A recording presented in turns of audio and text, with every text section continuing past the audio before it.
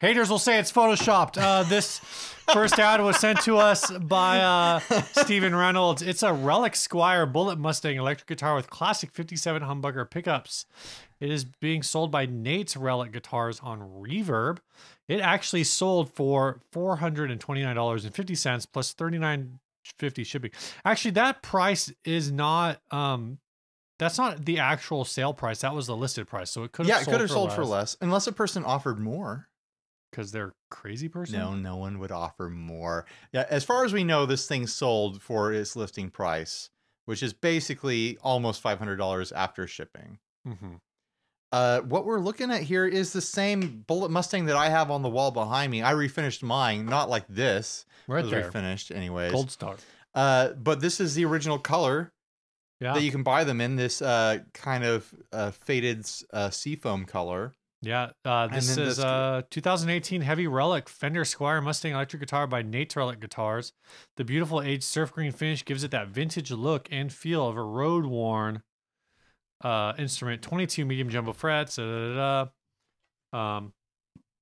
Basically, this guy is doing like a fret leveling and crowning and all that good stuff. Yeah, I mean, there's a lot of modifications here. Intonated. The pickups have been upgraded to Epiphone Classic 57 humbuckers that deliver a nice, fat vintage tone. Features a three-way switch, volume tone, everything works. Solid basswood body. Is it basswood or basswood? I always wonder that. Is it the tone or is it the fish? Total guitar weight is 6.5 pounds. Medium C neck.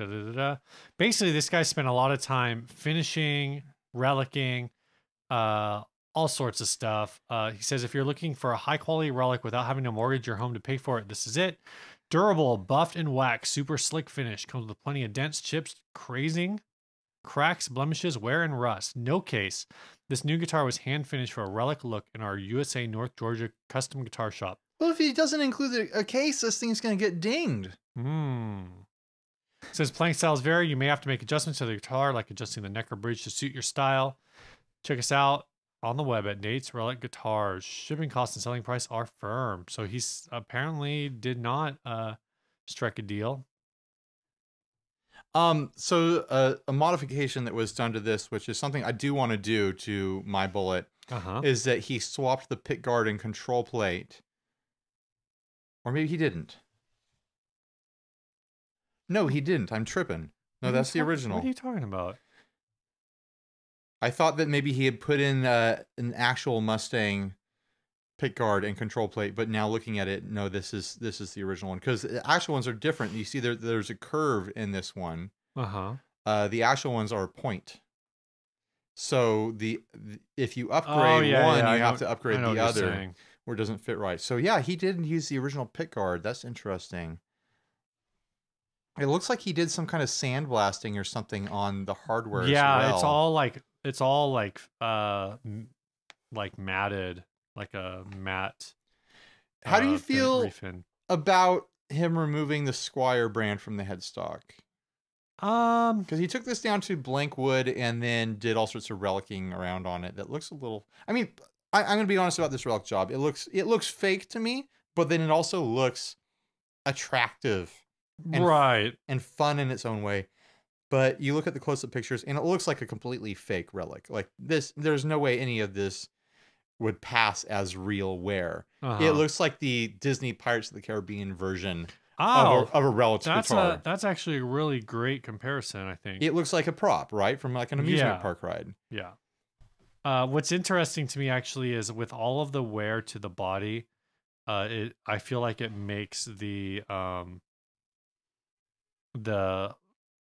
sandblastingness of the hardware look out of place. Because I feel like it should look like very destroyed. It should look more corroded instead of just matte. Yeah, like I like that matte finish look. Oh yeah, no, I think that looks. I don't think it's a bad look. There's a lot of great aesthetic decisions here on this relic, despite the fact that it doesn't look like an authentic relic. It's way too over the top, and it's way too like cartoonish in a way. Right. But there's a lot of great aesthetic choices here, like the matte finish, like kind of brushed nickel look that the hardware has in these photos now is very classy looking. I would love to have a guitar that was themed this way. I like the temperature cracking job he did on this. Obviously, he must have attacked this with a razor, because you're never going to get temperature cracks out of the original poly finish on these. And then he probably, you know, hit it with shoe polish or something like that. The thing that's always funny to me with these kinds of jobs is you look how relic everything is and how beat up everything is, and then you see the shot of the fretboard and the nut, and they're just pristine. Right. Like even the back of the neck is roughed up and relic. Well, the back of the neck is relic in the way that like a lot of higher end brands are doing. Like they did like the steel wool treatment on the back of the neck. But he also he put like a butterscotch finish over the original finish on this to get this tint. You know, so one of the things that I guess this is coming up on is that this was what, $149 guitar, something like brand new, yeah, brand new. Obviously, he's saying it sold for like $430 plus shipping. And I mean, like, you know, obviously a lot of work went into it, and there's that question of like, can you really justify paying an extra $300 or something that, yeah, it's labor, but I think it's amazing that he was able to cut a profit on this. I'm not a big Mustang fan. If you search for like Relic Squier on Reverb, you'll find some other guitars from him. There are actually a number of people selling Relic Squiers on Reverb. I mean, if you're gonna build a business of relicking guitars, like you might as well cut your teeth doing it on Squiers. Yeah, I mean they're playable guitars. And they're affordable. So this one I'm looking at, I go like, you know, I don't know. I don't know if it's really for me. But there is a Fiesta Red Squier Bullet Telecaster on humbucker. This one's actually been set up for. Does it have a Strat pickup in the neck, Steve? It doesn't. It has a humbucker in the neck, and he's put a rail humbucker in the bridge. Okay. But this thing looks super cool. Let me find the shot that was like. Why does the internet in the garage suck so much? I don't know, man. It's not, but that's like excuse me. That's your style, man. Yeah, and it's like I said, it's Fiesta Red, which kind of looks like mine. Same tinting finish on the neck and the headstock that's on this Mustang here. Yeah, it's the same. It's the whole same deal. This looks more legit to me though, because it's like the paint looks thinner.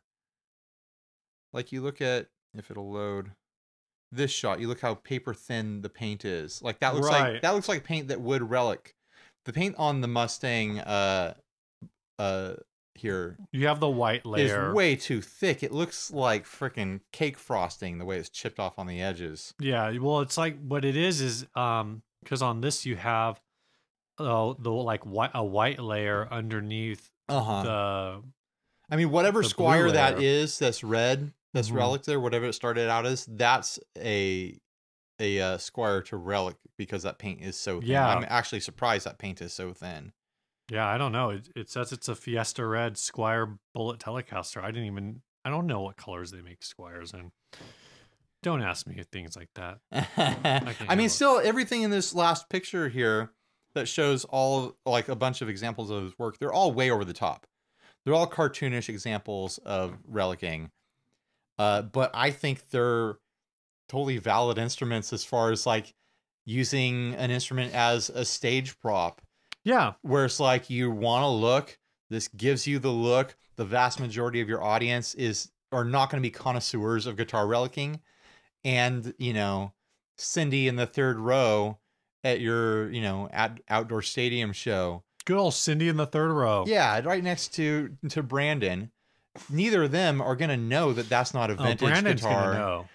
They're not going to know that this not some well-worn, super aged classic guitar. They're going to see it and like get that impression because they're not musicians. They're just fans of music. Right. You know? Right. They're going to think that you actually played this guitar. They're probably not even going to think about it. Even though they're going to look at it and go like, you're 30. But somehow you've been playing that guitar for 70 years. Did you steal that guitar from an old man? Did you touch an old? What is that? Is that from something? Did you touch an old? Sounds like a pop culture reference, Steve. I don't know what you're referencing. Neither do I. Should we move on to the top pick?